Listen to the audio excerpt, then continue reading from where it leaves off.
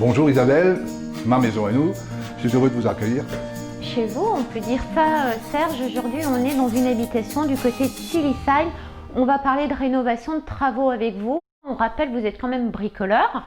Donc aujourd'hui, on va parler de cette maison qui a été entièrement réhabilitée, rénovée il y a un an déjà. Qu'est-ce que vous avez réalisé dans cette maison familiale? Dans cette maison familiale, on a cassé tous les murs, tout ce qui est porteur, planifié le sol et on a posé un plancher dalle sec. Voilà, on va parler de ce plancher dalle sec. On parle aussi d'une isolation intérieure, des murs, c'est important. Une nouvelle cuisine. À partir du moment où on a décidé de faire un plancher chauffant sec, on a décidé d'en profiter pour isoler les murs extérieurs de la maison. Et transformer le point cuisine, les portes, etc. Et puis repeindre avec une peinture chaux. De la chaux, ouais. Ça c'est important parce qu'il y a un côté très écolo. Oui, et puis on a voulu avoir une ouverture de l'entrée tout de suite dans la cuisine et on se rend compte que la cuisine est un lieu d'accueil extraordinaire parce que quand on reçoit la famille, tout le monde se met autour. C'est un lieu de convivialité, Serge. On va parler de confort avec vous concernant justement cette technique de chauffage au sol. Comment ça s'est passé en termes de réalisation et ensuite de mode de vie parce que vous vivez avec ce chauffage au sol depuis une année? Déjà, on a fait les travaux, on a collé les plaques au sol, on a mis le revêtement final, ce qui nous a permis d'enlever tous les radiateurs. Plus de radiateurs depuis qu'il y a ce chauffage au sol sur toute la maison. Tout à fait. Ça nous a permis aussi de mettre en place des thermostats d'ambiance par zone. On va en parler justement, j'ai trouvé ça fort intéressant.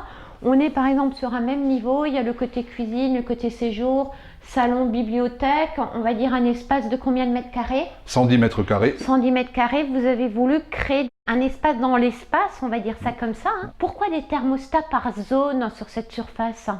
Afin d'adapter la zone en fonction de la demande et de l'évolution du lieu. De l'utilisation du lieu. Exemple, la cuisine. Par exemple, la cuisine, on n'a pas besoin d'avoir une température de 22 degrés, 18, 19, 20, selon votre confort, ça suffit. Parce que vous bougez, vous travaillez, les plaques, le four, tout marche. C'est-à-dire qu'on a plutôt chaud à ce niveau-là, sur des périodes déterminées, grâce au thermostat. Tout à fait. On parle du séjour, par exemple. On peut parler du séjour.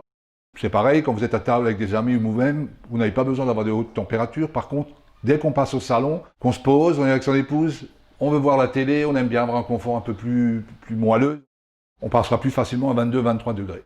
Entre le radiateur d'avant et aujourd'hui cette solution que vous vivez dedans depuis une année, qu'est-ce que vous pouvez en dire? On a une régularité dans la température et on n'a plus ces zones d'inconfort du radiateur qui font que vous êtes obligé de vous lever, tourner le thermostat, rebaisser, remonter, ouvrir la fenêtre. Ici, non. Avec le plancher chauffant, vous ouvrez une fenêtre, ça coupe la zone. C'est pas mal, quoi. Bricoleur, vous avez demandé à la société Écotherme, oui. De réaliser une étude. Tout à fait. Donc pour réaliser l'étude, ils nous ont demandé tout simplement le plan des lieux, qu'est-ce que nous souhaitions mettre comme revêtement final. C'est-à-dire le parquet. C'est-à-dire le parquet. À la fin, ils nous ont donc établi un plan de pose avec un plan de calpinage. Donc le plan de calpinage, c'est de vous montrer comment poser le tube. Et puis suite à ça, on a fait l'affaire. Donc l'avantage aussi, c'est qu'il n'y a pas de dalle. C'est important, ça va plus vite. La surface doit être plate. Il y a une épaisseur de combien? La plaque d'isolation fait 25 mm. Voilà, donc ce qui est peu. C'est peu. Ensuite, ça va dépendre de l'épaisseur du parquet. Oui. Et le collecteur, nous l'avons mis dans une armoire. Ça permet de distribuer la chaleur au sol et d'être relié directement à une chaudière fioul. Pour vous, ça aurait pu être un autre moyen de chauffage, comme la pompe à chaleur. Effectivement, chaudière électrique, chaudière gaz, on peut mettre ce qu'on veut en chaudière.